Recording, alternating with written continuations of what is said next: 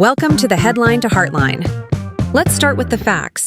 A 12-foot, bronze-colored sculpture called Best Friends Forever, depicting Donald Trump and Jeffrey Epstein holding hands, appeared on the National Mall this week. The Secret Handshake, the anonymous art collective behind it, says it had a permit that ran through September 28th. Less than 24 hours after installation, the National Park Service removed the statue, citing permit noncompliance, possibly a height issue, and in the process the piece was toppled and damaged.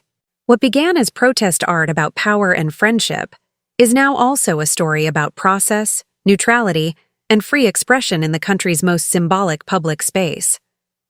It lands in a week when speech and power are already colliding on every screen. After Jimmy Kimmel's suspension and return over remarks tied to the Charlie Kirk killing set off a national fight about censorship and pressure.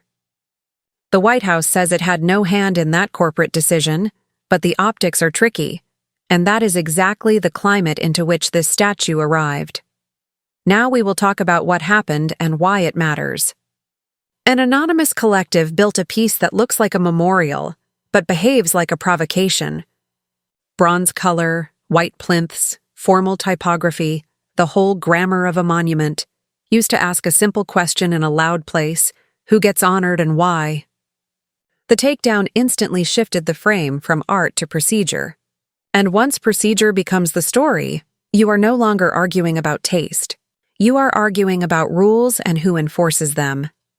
Now we will talk about what the sculpture is saying, without reading plaques line by line. The work stages a mock ceremony around friendship, then lets implication do the heavy lifting. There are no new facts on those plates, only an invitation to connect dots you may already carry. The deeper critique is about omission. When a leader does not center survivors in his language, and when transparency about relevant records feels hesitant or transactional, rumor fills the space. The artists do not need to call anyone a best friend to make the point. They only need to hold up a mirror to the silence and the posture. Now we will talk about why the National Mall.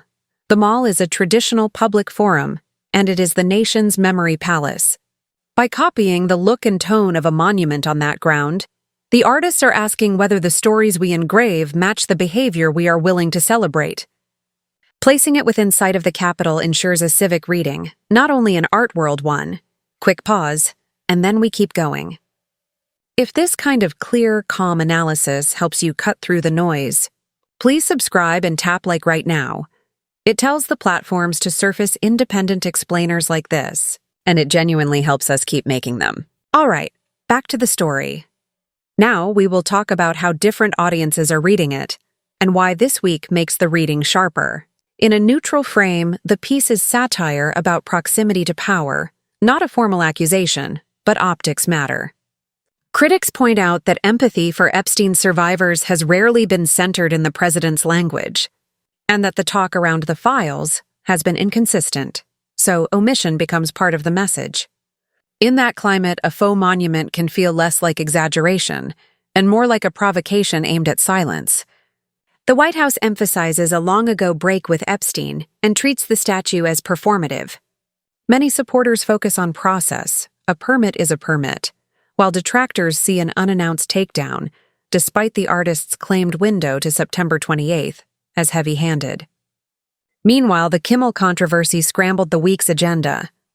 A comedian's error, a high-profile suspension, accusations of political pressure, and a roaring free speech debate created a backdrop that made the mall episode feel like part of the same argument: who gets to speak, who decides, and what that says about the administration. There is a paradox here worth saying out loud. Leaving the sculpture in place through the claimed permit window might have blunted the censorship narrative. Taking it down so quickly risked feeding it. Now we will talk about the law, briefly, then we will close with the practical guide.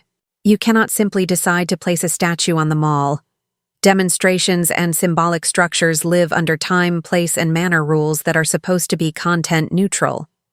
Permits are required once you move beyond very small groups. Temporary structures are tightly regulated for dimensions, duration, safety, and removability. The live questions in this case are clarity and consistency. Were the limits obvious? And was enforcement even-handed? Now for the promised closer, can you actually put a statue in a public area? Think of it as a 3-step playbook that will save you grief. First, know the ground under your feet. Public forum does not mean every lawn is fair game. Identify the owner. National Park Service land is one set of rules. A city sidewalk is another. A state capitol plaza is a third. Ask whether the spot is a traditional public forum and whether the agency has a published process for demonstrations and structures. Second, get the paperwork and the specs right. If the rules allow temporary structures, your permit application will need exact dimensions, materials, weight, anchoring method, safety plan, and a duration that matches what the agency allows. Portable means truly portable. No digging, no bolting into stone, no adhesives that leave residue, no blocking sightlines or emergency access. Height, width, and footprint are not suggestions, they are thresholds. Miss them, even by a little, and you give officials a clear, neutral reason to pull the piece. Third, plan for compliance in motion. Assign a responsible on-site contact. Respond immediately to any notice from the agency.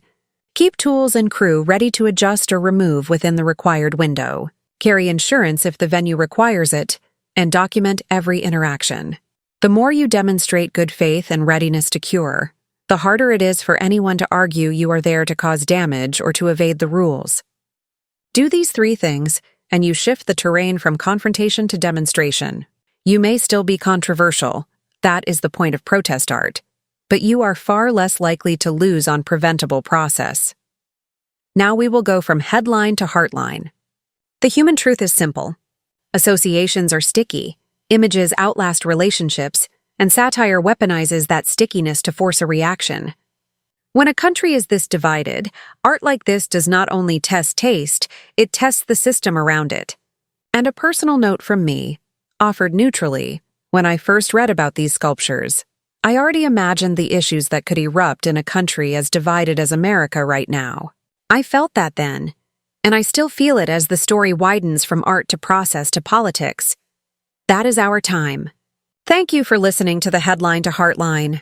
Subscribe, like, and share if this helped you cut through the noise, and we will see you in the next one. Bye.